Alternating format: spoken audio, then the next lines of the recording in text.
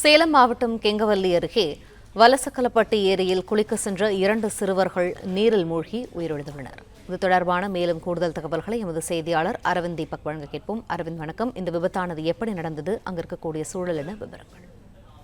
வணக்கம். சேலம் மாவட்டம் கெங்கவல்லி பகுதி குருவம்பு தெருவை சேர்ந்த 4 முஸ்லிம் இளைஞர்கள் தற்போது பள்ளி விடுமுறை விட்ட நிலையில் இந்த வலசக்கல்பட்டி ஏரியில் குளிப்பதற்காக சென்றுள்ளனர்.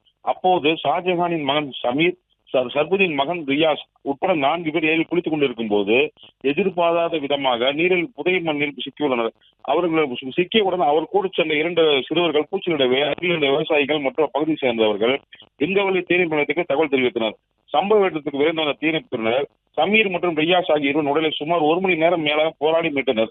2 சிறுவர்கள் உடல் பிரேத பரிசோதனைகள் ஆற்று அரசு மருத்துவமனைக்கு அனுப்பி வைக்கப்பட்டது. மேலும் தொடர்பாக கெங்கவல்லி போலீசார் வழக்கு பதிவு செய்து விசாரணை மேற்கொண்டு வருகின்றனர்.